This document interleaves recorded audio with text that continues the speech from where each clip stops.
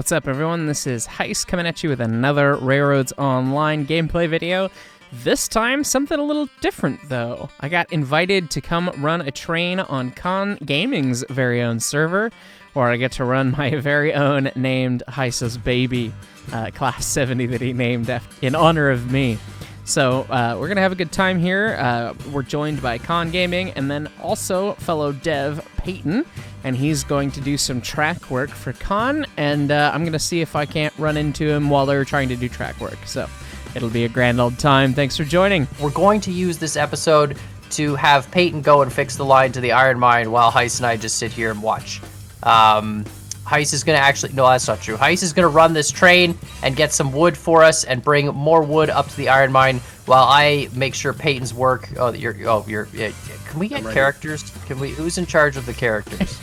We'll get there eventually. Don't worry about it. I need like just a hat. Just let me change my hat color. You know what I mean? Like that's all. That's all I need to do. But anyway, yeah, Heist is going to take the Class 70 here and go up to the iron mine, and we're going to take the Eureka with the caboose up there, Peyton, and oh, you probably can't see it, but yeah, we're going to take that, and you can look at my amazing track and compliment it and then fix it. Maybe great. We're being press ganged into slave labor. I didn't sign up for this. Hey, you know, you guys offered to fix some tracks, so I figure we'll put you to work right away. All right, so I guess we can just get going. Heist is, I can tell he's itching to drive that Class 7. Yeah, look at him go already. You should be good on the switches. There's one that we might have to set when we get up there. Although you're gonna have to set a bunch at the sawmill. I'll hop off and return the switch at the sawmill to default for him after we pass. Perfect. Yeah, I mean, he's gonna have to do some fun stuff because I still don't have a Y at the sawmill, so, you know, normal things. Push pull, man, push pull. I'll deal with it. We'll find a way. I'll back the whole train up to the iron mine for you. I have legitimately comments of people being like, "God, just build the Y already. Like, why are you wasting so much time not building this Y?" And I'm like, guys, it's just so you can post the comment. Like, I'm inside your brain now, you know? So, I've got you to post that comment. So, kAN, I don't know what the timetable says on your railroad, but most railroad timetables say that we need to be 10 minutes apart, but I'm just going to assume you gave us... 10 minutes on the line? I thought it was done by, like, signal blocks. Like, don't you put, like, I guess back in the old days you didn't have that, Not in these right? days. We didn't have signals on the 1800s Rio Grande or 3-foot narrow gauge. It didn't have signals on the... and I've fallen off. Well, you can get on me. Signals on the fine. actual modern operations. Yeah, the modern day versions of the Rio Grande that's still around, they still don't have signals, and they operate by something called track and time, where, you know, you as the Eureka, you own this section of track, and nobody else can come on it for the next little bit. Obviously, I'm right on your tail, which means I'm breaking timetable rules, but I'm assuming that you don't have a timetable. How do you measure 10 minutes, though? Because obviously if it's 10 minutes, you won't see the train that's been 10 minutes. Like, do they put a flag up and go like, hey, I passed at this time, or...? It's based on the speed. I mean, every train's trying to, you know, has a speed limit, and based on tonnage, you know, they should be able to make that speed limit. And right. So if, you know, we assume that you take so long to get to a certain location, and then we can leave. And if you've run into an issue, yeah, you'd send your brakeman out as a flagger on the rear to make sure that nothing bad happens to you. Am I towing this with brakes? No, I'm just... wow, you caught up to me? Are you serious? Yeah, I had to slam on my brakes a little bit. I'm at 100%, 100, and I heard you slam your brakes. Eureka with the caboose. It's a lot of weight for the Eureka, so... It's only 11,000 pounds. Well, I mean, that's a lot of weight when you're Eureka, so... Boss man of the railroad, Mr. CEO. I've got a lot of stake flats with me. Am I just loading per the ratio? Half and half, yeah. Half and half? Okay. Yeah, because it's still the half and half ratio, right? For the... Yeah, 1 to 1, so you want, you know, 1/4 lumber cars and the other 3/4... Oh, I have no boiler pressure, herp derp. That's why. Yeah, that would explain why. You just ran your choo-choo dry. I can shove you a little bit. Yeah, you might as well at this point. It's Prepare to board! It's about to... We're making contact! Oh, God. Dunk. All right, we got you. Yeah, I had no boiler pressure. That would make sense. All right, let's hope I don't punch you off anything. So. Okay, so I have to ask because obviously I get asked this a lot. Switches, okay? There's only like 2 switches really. There's a left switch and a right switch. And then is there plans for more switches? Can you even talk about that? Or is there plans for like spring back switches? Was spring back switches even a thing at this time?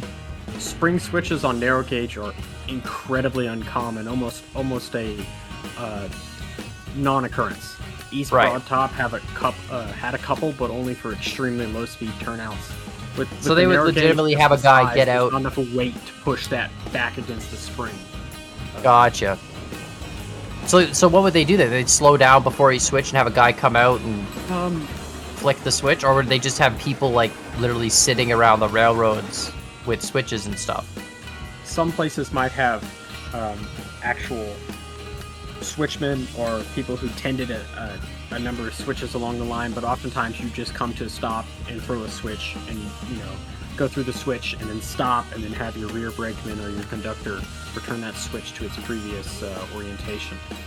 Yeah, most railroads had timetable rules for certain important switches if they were unmanned. The timetable would say, hey, this switch at this Y needs to be left facing this direction after you've gone through it, so that we can always assume that it's lined this way so that trains can operate at normal speeds. But bigger locations, yeah, they would have a dedicated switchman located at that place, and sometimes that worked, sometimes it didn't. There's plenty of great stories on the railroad of inebriated switchmen making mistakes, so... Oh, man. I feel like this whole timetable system must have really been tough, too, if trains were, like, running late or whatever, Because then you'd have all this... I guess you just push the whole timetable back or whatever. They would receive new orders on the fly. Yeah, they would have guys that would basically be at the wayside at stationing locations that would have basically a stick with a fork at the end of it that would hold, a little bundle of wire that had a piece of paper attached to it that would give you new orders that would supersede your old orders if something went wrong. As you're driving by. Because there's no radio, so you'd be flying past the next station at, I've got to get... But they would have had, like, telegram lines and stuff back then. Yes, like, eventually. In the very early days, they didn't. But yes, once they had telegraph, they'd communicate ahead, like, Khan's train wrecked and it destroyed the tracks, you need to stop. And then the engineer would pick up, I would pick that up on the fly whenever I'd pass, the station next previous, so... This is, Peyton, this is my, I call it the dev bridge. I guess I should call it the Peyton Pass, because that sounds cooler. Very nice. This is the bridge that I made based purely off the screenshots on the store page, which, Heist says is completely your doing. You're the master track guy. Yeah, it was, I think it was on our 3rd version of the developer map because, as you have a game in alpha or pre-alpha, you run into issues where, everything gets corrupted and you have to start over. So it was my first, it was a time before we had the steel high trestle segment. So, I had to come up with something to cross that gap that you see over there by the smelter. So it took me like 35, 40 minutes to come up with that design, and it kind of just stuck. I like it. It looks really cool. I mean, obviously you have to use rail pieces to make the like wooden platform underneath that like platform rail, but I think it looks like when it's all done, it looks really, really nice. Yeah, it does look very nice. It's just, it is a lot of work. Yeah, I actually built it. The first time I built it, I couldn't figure out how to do it, but then the second time I realized you can build it from the top down if you like place foundation that snaps to like pre-existing rail pieces that are just floating there magically. And it was a bit of a process, but once you figure out the process, it's actually not that bad to do it. I built mine from the top down, but I never replaced trestle. I put the trestle down and then I put the track on top. Right. So, and albeit it is a smaller gap over there by the smelter. All right, so see if you can spot the parts of this track that need fixing. I'm not gonna say anything. I'm just gonna use your railroad judgment. And hopefully you won't notice, and you'll just be like, wow, this track is so perfect. From what I recall, you may experience a tightening of the sphincter and go, oh God, from what I recall. I don't know what you're talking about. This corner here looks fine. Yeah, we almost derailed. Holy cow, are you serious? The Eureka on its own can... Okay, so... It's got a very long wheelbase. Yeah, so I feel like these two corners, it could be a bigger radius rather than... I feel like making a curved trestle there, or like going out and curving back with the trestle, and then have it push I out. honestly want to replace some of this with fill, because you're up high with that ridge. You can move over to fill. That's what they would have done. Right. So yeah, when I build my track, I call it the straight line railco, mainly because people think I'm OCD with the way I place track. I try and make it like really low to the ground, minimum foundation, you know, as like, you know, hugging terrain features as best I can. I don't like placing just like big, huge, ugly foundation pieces. But I mean, I realize there are some railways where, you know, that would be a thing. Here, obviously, too, you can see that's kind of a wicked kink as well. You just nearly rolled the tender there. Yeah. Yeah, the Class 70 doesn't have a good time up this either. And you have the narrow gauge philosophy is just follow the terrain to the best of your ability. And tunnels are not an option. You have two choices. You have cut and you have fill. So you can cut. You can't cut yet in this game, but you can fill. And that's what narrow gauge railroads typically would do. You have bridge, cut, and fill as your only 3 options. So that's you gotta remember that I believe on the entire system for the Denver and Rio Grande Western, which is really the big narrow gauge railroad where a lot of the equipment is going to be coming from for the game, almost 500 miles of track, and they had 2 tunnels. You know, more than 500. I know that all the way to Silverton's like. And that's just because tunnels are expensive and narrow gauge is cheap. Is that like the point of narrow gauge is to hug the hillside and hug the mountainside, so you avoid things like tunnels and massive cuts. Right, stuff that costs a whole ton of money in excavation or whatever. Correct. So I don't know if you want to start at the bottom. Obviously, you can tell this S-bend section here is a nightmare as well. This is kind of silly. 3%? Yeah. This usually derails like every train. If you can bring the locomotive back up to the top, I'm just going to walk down and just see what I want to... Well, you can just leave it here. Well, I'll bring it up so it's out of the way. Because I don't know how many things I'm going to have to realign to get rid of some. Yeah, I mean, ideally, I want to keep this as shallow as possible. If we have to go steeper than 3, if it's like straighter, it's fine. The problem is when you're here, you're climbing at like 3%, and then you hit this really sharp S, which just kills all your speed and your momentum, right? And that's just like, it's not effective. Oh, look at that. Oh, yeah. Almost to say this rail. These fixed it. We derailed. We just he just put it in the dish. All right, guys, get your cups. I'll fix this. I'll be right there. Get your cups. I'm gonna need a sample. Yeah, it's there was an accident, and yeah. Now you have to pee in a cup. Congratulations. I really is violating Rule G. I really hope this Eureka isn't broken. You'd hate to scrap a third one, or is it? Well, this 4 one's now? called number 3. Yeah, so just so you know the history, Peyton, I've completely broken 2 Eurekas so far. One I left on a turntable, and the tender just vanished when I came back in. So that one got sacrificed for the greater good. And then the other one, it derailed itself on a sharp turn coming down a mountain when its brakes failed. And when I went to re-rail it, the tender just flew through the earth and is probably still falling now. So yeah, so we're on lucky number 3.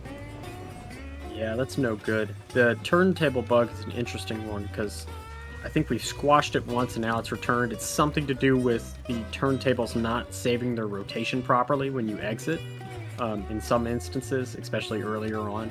So it would just return to default orientation with the car still on it, which would... Well, this was like right in the very beginning of the game when that happened. Like the Eureka was the first engine I bought. That's probably the OG bug then, yeah. And then when I went to use it, or when I went to reload, it was just gone. All right, let's hook this back up. So anyway, that section might need a little fixing. Just figured I would point that out. I'll get out of your way, and then I'm gonna come watch and learn from the best. I wouldn't consider myself the best, but, I built basically 90% of the current dev map that we have for doing all of our testing. So... I saw some pictures. Mind you, I didn't lay the track. I mainly do the groundwork and the bridges. Someone else, is really good with their eyes in lining things up straight did the track. So... Alright, I'm just going to leave this up here. Put some brakes on. How's the loading coming, Heist? I am almost fully loaded. Still got a couple Oh god, cars to we are go. so behind schedule. Yeah, I'm gonna start staring down your guys' gullet unless you fill out Yeah, a Form B. we could, So, you know, Form B being the permit to occupy the railroad, because I'm the choo-choo and I've got the authorization to run on that railroad unless you've got something that says otherwise. Well, so I don't know if you can have authorization to run on a railroad that currently doesn't exist. I'm just saying. Because there's currently no track where you are heading, sir. well, then it'll just get real interesting, and we'll see how good I am with a brake. Do you want me to Sorry, clear this rail all the way up to there? No. Okay. I'm only cutting it back as far as I need. Oh, gotcha. And then you're gonna like curve this Then I'm out gonna further to splice, dodge that. splice it in. I'm gonna splice Yeah. it in, then remove the original road bit in case I just what's the word? Trying to keep it PG. If I just royally mess something up, you know. Right. Last thing I want to do is have no option to undo, so I'm gonna try and splice in whatever. The only thing I my always solution find is. annoying with this, and this is just me being, again, like way too OCD. I've been to Heiss's world, okay? I've seen what foundation everywhere looks like. But, you know, I always find when I'm trying to like mesh two foundation pieces together, getting that like perfect alignment, you know, of the two like bridge trestles or whatever, so that they look like perfectly visual, it's a process. Yeah. I typically don't try and put that much effort into it. I get it close, you know. Yeah, as long as it looks close enough, so when you're driving by, you don't see a big discrepancy. That's sort of where I'm at, you know.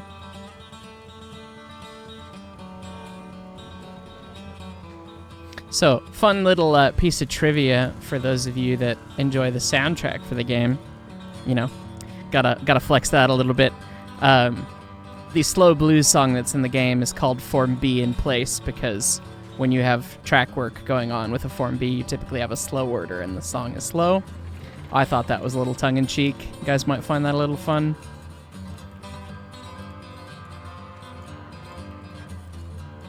I'm just very intently focused on what Peyton's doing here. I can't actually see what he's You can't laying. see, I'll just explain it.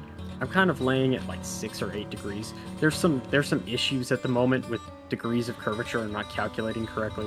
We're gonna have some fixes for that coming very soon. But You mean when you're like using the Alt key or whatever? yes, they're not quite doing what they should be doing. Like when I say 24 degrees, it's more like I don't know the exact. It's figure, but almost it's double. more like 35. You know. Yeah. Oh, good. You know, it's kind of not anywhere close to where. So like my 30-degree turn that I have in places is probably death, is what you're That's saying. really sharp, yeah. in yes, actuality. good. It is sharp by default, but with the issue with the math not being right, it's even sharper than it would be. Yeah, 30 is, you don't really want a 30 if you're really doing it. Like the Rio Grande's max they tried to stick to 20 or 24 where they could. Right. They did 30 on some branch lines, and obviously their big engines were equipped for 30, but just not very fast. But yeah, right now 30 is a lot more than 30, and it gets a little saucy, so...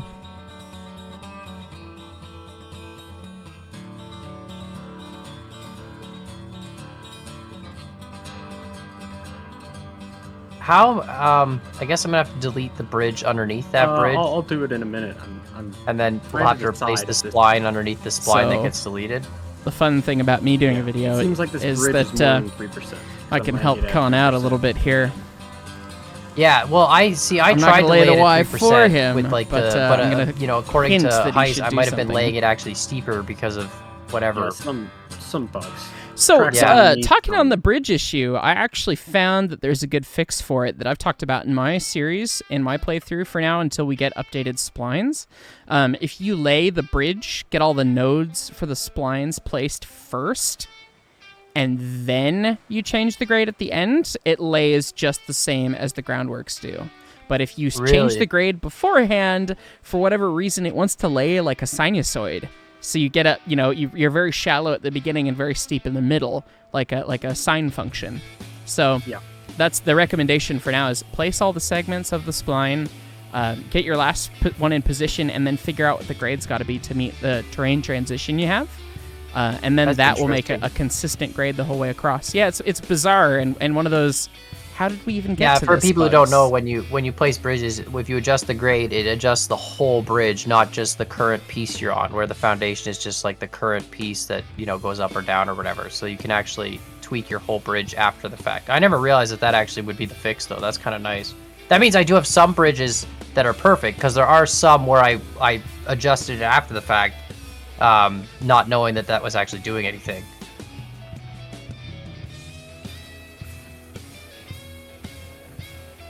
Yeah, you you knew the fix without knowing that it was the problem, right? Yeah, exactly.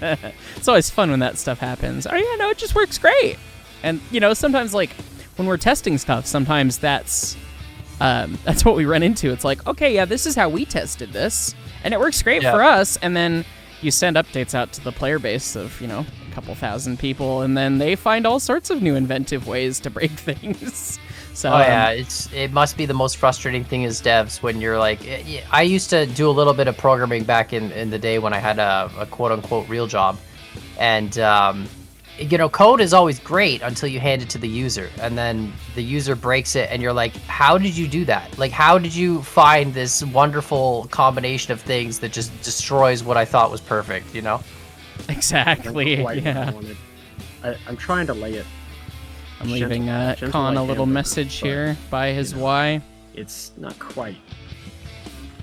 You're hugging. So would they, on this kind of a hill in real life, would they actually put like groundwork like that? Like they'd build it up, or would they use yeah, the stone sure. wall They'd put a stuff? fill anywhere that they could stick a fill. This stone wall segment is actually a very niche use piece. It comes from the Alpine Tunnel area in Colorado on the Denver South Park Pacific. They had a sheer cliff, like granite rock wall, and they made this rock retaining wall to ride the track across the face of the cliff. So that's what this segment is based on. But it's kind of niche. You know, it's only for the most steep and rugged rock faces. Typically, So where I have it at the front there, where there actually is a sheer cliff, it would make sense to put this on the Yes. side of it. But if it's like ground Here- like this, you should be using groundwork. Yeah, here it should probably be groundwork. I Yeah. think I'm Interesting. going to relay this bridge and make it a little wider, because the more bends you put in it, you add more length, which gives you more room to descend, obviously. Right. Because, you know, arcs and all that, arc length. All right, so I'm gonna start doing some prompting questions because Peyton sent me pictures. I did send you pictures. I have some pictures of signs. I have some questions about signs. Okay, you can ask questions about signs if you want. Okay, so I'm gonna show some pictures of signs, but obviously I've been talking a lot about having station marker signs, so I can, you know, put them next to my track to automatically space out like car lengths, which would be easier for loading and unloading, right? But how possible would it be? Which would be, this is probably again me asking questions I probably shouldn't be asking, but signs where you could like link them to track and it would tell you the, you know, the grade at that level. You know what I mean? Like I've been playing some Derail Valley and they've got like all the speed limit signs and like the grade signs, you know what I mean? And I actually learned what the signage means, like, you know, up 5%, down, all that stuff. And I was like, man, it would be so cool if I could label. I guess you could just do it manually if you knew what you lay stuff at, right? Yeah, But it's a matter of just code. I mean, technically, a spline itself or a point along a spline should have a value for the grade. So it's just a Right. matter of writing code to read that value and then paste it on the sign. So which would be amazing. I would literally label every grade change along a route with a sign.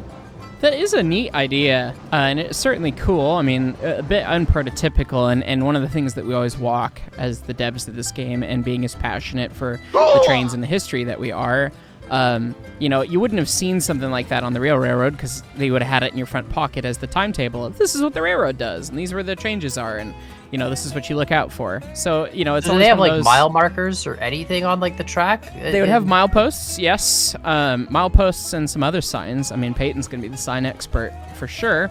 there's but, mileposts in the sign pack. And yes, Right. yes. those like white posts with the pointed top and the black Here. line on it or whatever. If you give me a moment to pull it up, I will walk through every single sign with you and explain its use case. If you would like that. Sure. Do you want me to do that while you're laying track for time's sake, or? Yeah, that's probably better. Yeah, let me do that. As soon as I reroll my choo-choo, I had a little oopsie over here, and I don't really know why. I'm still at the sawmill, and I ran through the switch, but it was lined for me, but the tender still went off, so... Well, that's interesting. Yeah, I don't know exactly what's going on there, but I'm going to knuckle my train back together, and then I'll Wouldn't it be convenient if the sawmill had a nice, like, sort of, I don't know, Y on it, so that you could just pull I don't know. through? You might. You're gonna have to come back. I didn't lay a Y for you. I thought about it, but I left you a little message, so you're gonna have to come check it at some point. Oh my god! Really? You wrote something in track? I don't know what you're talking about, man. Yes, I wrote something in track. So there's a set of wooden signs that on the far left there's the W sign, and on the far right there's the big T railroad crossing sign. Yeah. And so from left to right, you have the W sign, which is a whistle post, telling you that there is a grade crossing coming up where the train needs to provide warning to horse and buggies or early automobiles. So you have to blow. But you have to whistle. You have to whistle at that post. Starting at that post, you know, okay, I need to blow a grade crossing warning because I'm about to cross, a roadway. The next two are two flavors of milepost. You have the early large milepost that is Denver and Rio Grande style, and then the later type that has the black on top as a delineator that'll make it easier to read what the milepost says with white text in it. And they had text on them, like what mile number? They would say like milepost and then a number. And in the case of the Rio Grande, it was miles from Denver along the main line. And every railroad's different, and as you get to different subdivisions of the railroad, they might change, but you will be able to number them how you'd like for your railroad. Right. The Poncha Pass sign is a station marker or a location marker sign, and it's not going to always say Poncha Pass. That's just a demo to show what it looks like, but you can name locations on your railroad with that, and determine what station it is or what location if it's not necessarily a station, but just a passing track or a Y or the summit. Then you have the early yard limit sign, which denotes a different set of rules. When you come into the yard limit, you have less speed limit and different rules for whistles and all sorts of things like that. And you got to be watching out for mechanical personnel working on locomotives or cars or building trains. And then you've got a very early railroad crossing sign telling you to look out for the cars. And Peyton, I'm actually not familiar with this sign. Is this actually a sign for the Yep, it's off the train? DNRG. That's off the DNRG. Is this for the engineer of a train, or is it for roadway users? I think it's for roadway users. It's look out for moving cars. It might be typically used around industry. So I've said it once. I'm gonna say it again.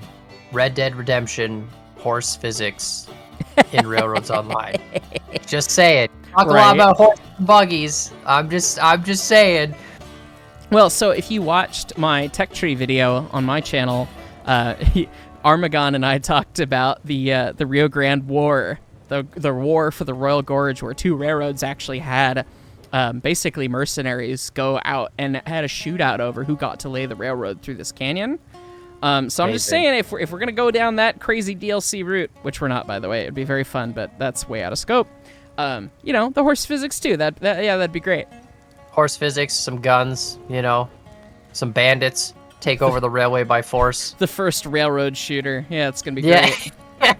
You lay your track, and then there's rival factions. You can have your multiplayer buddies actually try and hijack your train. Oh man! Can you do me a solid really quick? Yeah. Can you delete the track and groundwork in this area right here? Sure. I'm about to place the spline, and it's all going to be hidden. All this, right? Yep. Up to this bridge, or keep going past this bridge? Up to the bridge, and then delete the stone. The groundwork. Okay, builds. gotcha.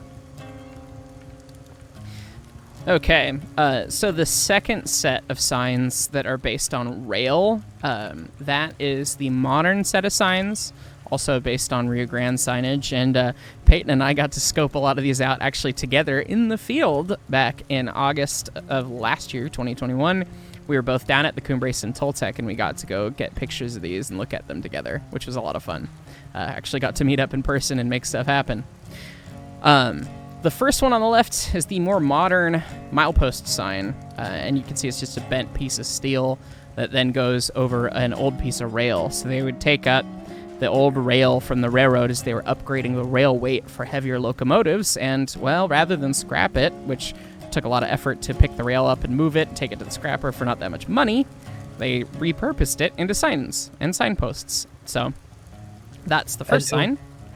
And that was your mile marker sign you were saying? That was your mile marker sign. So again, it'll say milepost and then whatever number you'd like going down it. And it's just a little bit more visible, modern style, and it's less maintenance because it's all made out of metal instead of wood. Right. The next sign is a great political statement about our tech tree. It says end of standard gauge. This is a real sign on the Rio Grande where they had narrow gauge and standard gauge trains, and as you came to the end of standard gauge track, you had that sign just so if you were a standard gauge train switching there or running there for whatever reason, you knew that you were about to not have one of your two rails, and you were going to have a bad time if you kept moving. Because they had a lot of trackage back in the day where they just stuck a narrow gauge rail in the middle, so you had 3-rail track and 3-rail switches, and the Rio Grande's yard in Alamosa, Colorado was actually like entirely 3-rail, and they had narrow gauge engines switching standard gauge cars and standard gauge engines switching narrow gauge cars and all kinds of crazy stuff going on. It was really cool. So a helpful sign, and particularly when we get a little bit further along and we're talking about having like a more detailed town with a freight depot that interchanges with standard gauge. That's where like things from the outside world, like new coal that you'll buy for your locomotives or oil, fuel, so you don't have to get it all yourself. You could buy it from the freight depot. It would come in on this standard gauge train that we won't have modeled, that kind of thing, just for flavor. Right. But you guys have no intention of switching to standard gauge? Like, No, I didn't look at the whole tech tree or anything, but I'm assuming you're keeping with narrow, right? Our scope is entirely narrow gauge because it's really underrepresented in the train simulator world, basically. And as well, you can really kind of get a really good picture of almost everything that went on in the narrow gauge in a package that's small enough for one video game. So it's kind of cool that we want to try and do that. But we will have Steam Workshop support eventually where we can allow for standard gauge to be created. Yeah, they'll go nuts as soon as that happens, so. Yeah. The next sign that says Romeo is the more modern station sign, and Romeo was a location on the Rio Grande. Again, it's the metal version of the wooden one we were talking about earlier. Followed by the modern yard limit sign, which, again, tells you when you have to adhere to a different set of rules when you're coming into an industry or yard or anything like that. And finally, lastly, one that you guys have probably seen before because it still hangs around to this day, the crossbuck and number of tracks sign for an at-grade crossing. And this is giving me PTSD because this is what I deal with for my real job. All the signage and treatments at crossings to make sure people are safe gets a little ridiculous. Right. But so railroad crossing, the crossbuck is on top, and underneath that is a sign that says how many tracks the crossing is. And you only need to have that when you have 2+ tracks. So. And I guess you guys are putting wooden and metal signs in just for the flavor of having both, or is it actually like just there going to be a reason for one? When we get to economy's sake and things getting a little bit more developed in terms of companies and all that piece in the economy, the metal signs are going to be more expensive than the wooden signs, and there'll be possibly a maintenance mechanica tied to them as well, whereas over time the wood signs will deteriorate, fade away, and then you have to replace them, or the metal signs will just hang around forever or for a significantly long period of time. So yeah, it makes sense. But those are the signs. So keep a keen eye on the horizon, folks. I'm heading out of the sawmill. Well, there's still no track for you. There's still no track. Well, I'll be ready on the break. Peyton is completely blowing my worldview on the blind corner that I'm working on. Yeah. You're not gonna have visibility. Okay, yeah, well, I'll keep blowing warning whistles knowing that you can't hear them unless I'm within striking distance anyway, so. I mean, you're coming up a hill. You could brake on a dime. You'll be fine. It shouldn't be an issue. Perfect. It's actually crazy. Peyton laying this groundwork is blowing my perception of where this groundwork is supposed to be laid. I would have thought that fill like this would just roll down the mountain and that would be the end of it, but... He's quite Crazy. good at it. He certainly makes my track laying look like absolute crap, so. Yeah. But then again, so do most users on our Discord, and they remind me of that pretty constantly.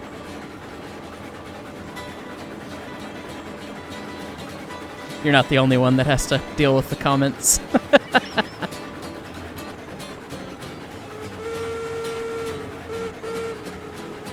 Somehow have lost the UI, which is interesting.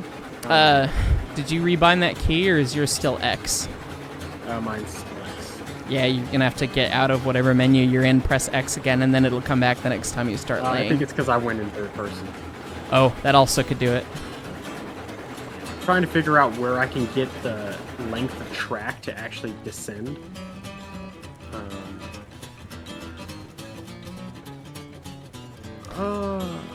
You know what? I see some areas down there where I can make it hug a little more. I just don't have quite as much distance, as I'd like. I'm trying to lay at 3.5, but I'm losing ground. That's always tough. It's just the current right of way is dropping away from me. I'm trying to make it rejoin, but it's just continually dropping away. You might have to go to 4, even if it's a short segment. I mean, you can still consider your ruling. I'm gonna try my best to do it 3.5. I think it might just be I'm relaying more than I thought I was gonna relay, which is fine. Gotcha. Yeah, that's always the challenge when you're going back to do another pass on your track. Ask me how I know. Is that when you try to smooth out corners, if they ended up being, too sharp but further away from the obstacle, and you try to cut the corner, take like a more racing line approach to it, you end up getting steeper because you're taking a shorter route between those 2 points.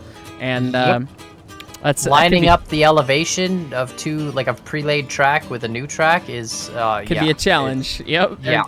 Don't necessarily cut trees after me. Like wait till I finalize this before you cut. Yeah, I just wanted to yeet that tree to oblivion anyway, but yeah, you're good. Are you like me? You like having all the trees like hug the rail and just having a little not bit? Not quite. I actually tend to clear cut like ridiculous just whole amounts. swaths of forest. Well, that's what the logging railroads did, right? Because they were logging. If they cut down the trees on their right of way, they were just either taking stuff back or it was fuel. So they literally just be like, oh, we need fuel. Let's just cut a tree, and just go with it. That absolutely happened. Yeah. Things you can do to make the track look better is when you're going into like a bridge like this. I'm about to probably make not like a tall bridge, but it's gonna stick out. I'm gonna curve out away from the hillside to to make this corner to make the straight line or the actual distance of track longer, which thus allows me to descend more.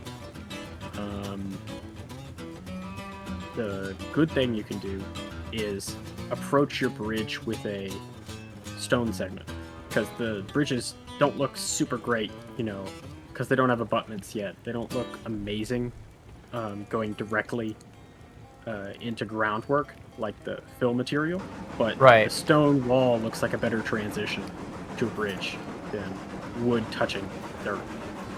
I guess that's the other thing with fill material. Like obviously, you guys now you have this like sharp wall when you stop your fill. But I guess in real life that would have been sloped like down, right? Like that would have been just. It would slope down, like a pile, and then you'd have wood or stone abutments to hold that material back. Right at the top, so that you could join the bridge. Right. At the top, and those will be modeled. I know I sent you some pictures of some bridges. Yeah. I do have more bridge pictures actually. It's kind of crazy because like all these bridges and structures and every time I talk to you guys, or like I was talking to Heist the other day, and he sends me pictures of like real life bridges, and they're almost identical models to like real, vintage bridges that exist on these railroads. Like it's not like you guys just were like, oh, let's make up what this wooden bridge would look like. Like these are all legitimate structures that they were using on these railroads. It's kind of cool, actually. There's been a community before us, particularly in like the model railroad stuff. I mean, we're not talking toy trains. We're talking model railroad type folks that have tried to recreate all that stuff. And as a part of that, you know, they've done the research and they've come up with the drawings, and you know, this is this bridge, like this is bridge 42 on this railroad. We have we have the drawings for that bridge, even though the bridge has been gone for 50 years. You know, they've done it out, and it's like, well, you know, we could make up something that's whatever, or, you know, we've got these drawings here that we could just follow, and it makes it that much more historical. So, I mean, why not? So you're gonna, I'll show the bridge variants on screen, but you're gonna add, like, you're gonna keep with the existing bridges and then just add more variants of bridges. And is there gonna be a reason for it, or is it just gonna be, you know, aesthetics for your own choosing? Mark, am I allowed to talk on that? About the other kinds of bridges that are coming out? I mean, you're like why? Like, why? I'm not sure. I would say so. I mean, why we're talking about bridges and what bridges are coming out? You're more the bridge expert than me. We wanna make a more sophisticated system for laying bridges, so that, I guess I have to explain a little bit of how bridges are constructed. So the top bridges are constructed in spans or segments, but the supports are called. Oh bits. God, he's here. You might want to chill there, bud. Oh yeah, Roger. I didn't know if I was coming to you. I can hear your whistle. There is an open chunk of track right here. Roger. I'm about to connect it up as a stopgap, temporary. But yeah, what we want is, or rather, I want more realistic bridges. It's cool to have the bridge with all this extra geometry. You know, it's as tall as you need it to be. You know, it's like 49 feet tall or something like that for the current bridge model. But sometimes you want a bridge that reflects the height that you need it to be. And you want the cross bracing to be slightly offset in whatever way. A lot of bridges that be on hillsides, one side of the bridge would be on a footing higher than the other. So that's a small visual thing, but things like that, I want to do a more complicated bridge system to actually go individually and choose each span what bridge or like sub-variant of a specific bridge is. Gotcha. So that you could kind of like blueprint it all together and make something that looks unique. You know, every bridge it's made of the same components, but it's going to be unique to your railroad or to just the use case. Right. You might need to back up a little more, Mark. Okay. I was just going to hop out and say, now that I can tell this to you in person, even though we're still talking. Oh, wait, it's rolling away. Never mind! He hopped out and it's got the brake wide on, but apparently I've got enough weight that my brake is not cool anymore. So, bye, guys. No. Actually, you know, I'm going to let Heist cut back in. Give me your best through the magic of editing, Heist. Through the magic of editing. Look at this, the railroad, it's so pretty. It's almost as if the timetable has been edited right before me, and now we have the scenic vista sprawling with bridges and cuts and abutments and all these beautiful things, and I can run my train at high speed without falling down the canyon floor because kAN's track laying is garbage. Yeah, well now 12 mile an hour speed limit. You got a slow order. What is the speed limit? Slow order is 17. Okay, good. Yeah, we can do that. This is perfect though. This is Peyton's track. So if it breaks or we derail, it is entirely Peyton's fault. Also, you've got your tender open. You know, you might need to look in there later or get some, you know, cinders in the water. It always helps the seats on the injectors stay nice and pretty when you run hard particulate through them. So, you know. Oh yeah. Don't they have to like scrub out all the pipes in the boiler every so often because it like gets all the particulates built up in it or whatever? Yeah, you have to do a boiler wash mandated by the FRA every 30 days, and then the flues on the inside from the firebox get plugged up too, and you have to run them out probably every 6 months or a year. It's a lot of work and not very fun or clean work either. So this is great though. This track is like Class 70 approved now. That next curve up there, like after the bridge, is probably the tightest curve. And it looks like it is broader than my entire railroad, so I'm going to send it, because we're still not even at full speed here, because we got a pretty heavy train. There's a kink in this bridge I got to fix later, just a little, not really a kink, it's just kind of like a little squirrely section of the... Yeah, it should go more straight line between the two. Yeah, that can just be fixed with the rail, though. That's not a foundation issue. That's the sharpest turn right there. I should have Peyton fix all my track. I've had a lot of people You know, just offer have to fix Peyton all my build your track. whole world. Build Well, you my already had me build the whole dev save, man. I can't do Well, that. you know. I can't do it again. Perfect. I'll hop off and get that tree once you pass. Yeah, the MOW. I guess you are MOW, so yeah, take care of am. that, and hopefully it doesn't fall on the train. What am I, That'd be a bit of a master damper. surveyor? Master Surveyor, indeed. Oh yeah, that was. I don't know if you guys added that or if that was always a thing, but that happened to Dapper once, where the first time he derailed like a train by launching a tree into the train, and it just sent the train flying across the I map. have physics. Yeah, it's, they probably that's a bad shouldn't, day. but it's really hilarious when they do that. So I Yeah, don't see any reason to change it. yeah. You cut down a tree and it just gets yeeted to Kingdom Come. It's a space program. You just gotta, Yeah. grab on and hold tight. There is going to be a Eureka on the track with full brakes on up ahead. Well, I mean, we can shove her out of the way. It's not too big yeah, a deal. it probably can. I would consider that a success. It's really funny to me that the Class 70 is like the big boy in the game right now, because I've shoved the C19, which is the modernized Class 70 round, with the K37, which is one of the bigger engines on the tree, and it really doesn't do much. Like, it does not provide much stopping power for a K37. Yeah, I guess with the tech tree, oh my god, that was a shove and a half. I guess with the tech tree, you are going to have some bigger engines than the Class 70 at some point, right? Like some really Considerably larger. I mean, up to something like 5 times the tractive effort. And I was talking with Armagon the other day, maybe even like 10 times the tractive effort if he listens to me. So. Oh, you want the proposals, don't you? I want the proposed 2882. The Rio Grande had a proposed 2882. He started talking about these proposed shays and stuff, and it was like, well, they had a proposed 2882 that had 100,000 pounds of tractive effort. That was narrow gauge. Literally a standard gauge mallet, but on narrow gauge. Just in terms the of its power. biggest chunk of a choo-choo. And I mean, it's like, what a fitting end to your tech tree. I mean, come on. Like, that's the biggest dickus. I mean, it really is. See, I'm totally a big fan of having a huge engine, right? But then I hope to God loading a car becomes faster before the big engine. Yes, It's just gonna slow. Because you're gonna load like 100 cars, and it'll take you 6 years, and you'll we've believe us, we've talked about a lot of different solutions for the loading the car thing, because a lot of people will note you start to get longer trains, and it was described by one of my friends as painfully interactive.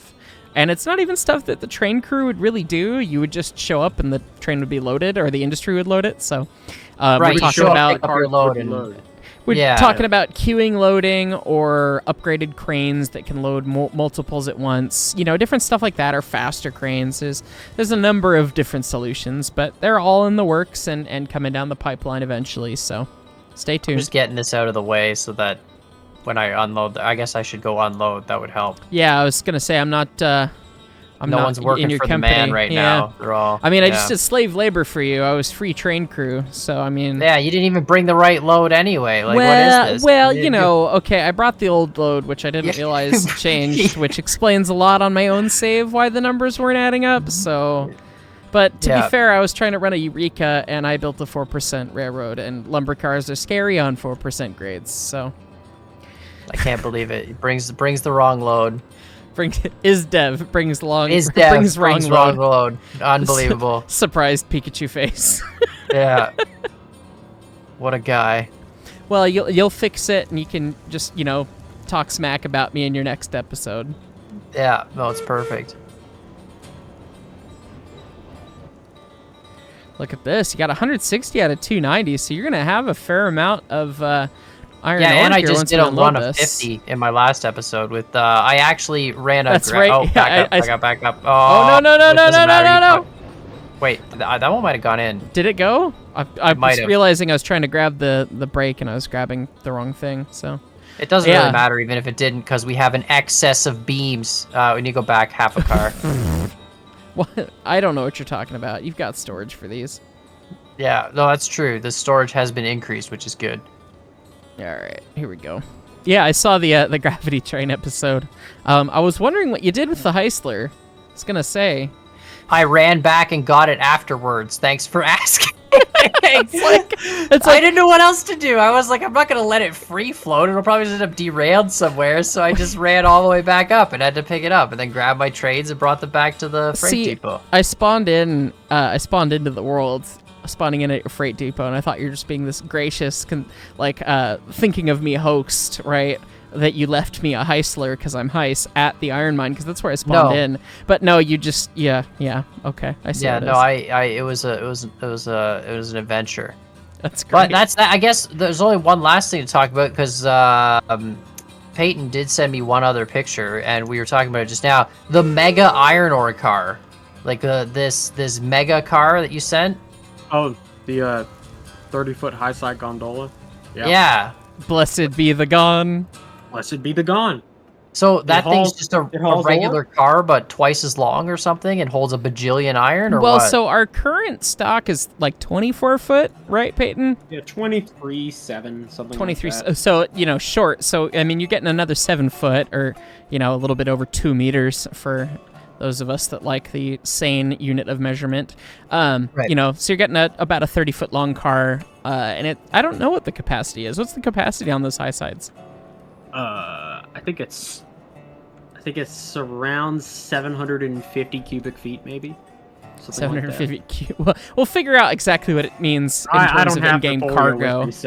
But yeah, they're considerably longer, and being a high side gun, I mean, they'll probably be able to hold more than our current hoppers do. But they're also the first cars that are going to have straight air brakes equipped on them. Are we doing straight air versions and just handbrakes versions, or what's the plan? It's delivered with straight air and then modified to have straight and automatic, where you can cut out either system. Perfect. Error. So back in the day, they would still have to hook up air hoses from the engine then back through all your cars? That's not back in the day. That's right now. That's how railroads well, I know work today, right? Now they do that, but like I thought back in the day it was all this handbrake stuff. You're saying they actually still had?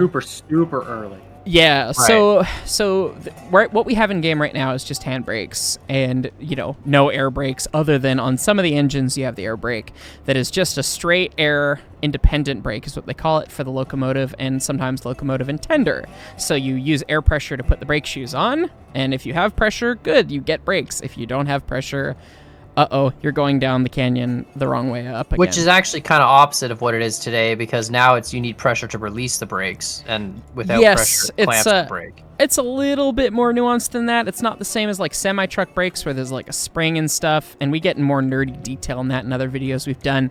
But the first type of air brakes that run through the train you'll have are called straight air brakes, where it's the same thing as your locomotive brake, your independent brake, but it runs through the train. So you have a separate valve that you just push it on, and the air pressure runs through the train, and you get to run all of the brake shoes and brake cylinders on the cars by yourself. And so that gondola is going to be equipped with those from the get-go, and it'll be our first foray into actual train braking as opposed to just independent braking. And then ultimately we will get to automatic air, which is the modern equivalent. So sick. Just to harp back on the gondola, it's 706 cubic feet, so that a level load of coal will weigh about 18 tons. So that's in that gondola. Our current units in game are metric tons, not imperial tons. So 1,000 kilograms, which is 2,200 pounds. So the current gun holding 10 tons is actually whatever that is, 22,000 pounds. So 11 imperial tons. So you're getting a bit more than 50% increase with the high side gun. So that's going to be the benefit heavy of trains. The gondola is that it just carries any bulk load. I don't have any pictures I can share because they come from archives, but we have pictures of them loaded with lumber, loaded with beams, loaded with mine carts of all things. Just anything that will go in there can go in there. Right. Betsy even. Yeah, Betsy. Right, so it would be a more flexible cart rather than having to bring specific carts for specific loads. Yeah. Somewhat, yeah. That's cool. Well, thanks for doing all my work today, guys. Really appreciate it. You're welcome, boss. You're welcome. I know Heist has a YouTube channel. Do you have a YouTube channel as well, Peyton, or do you want any sort of shout out? I do. I'll give you the links some later date when I actually have some content on there. Sounds good. I'll throw in the description, whatever. But yeah, of course, let us know what you guys think in the comments down below. If you want to see more episodes with the devs, I'll harass them to come build more of my railroad, and maybe we'll run some trains and stuff. But yeah, let us know what you guys think. Like, subscribe, and we'll see y'all next time. Thanks Bye. for watching, everybody. Bye.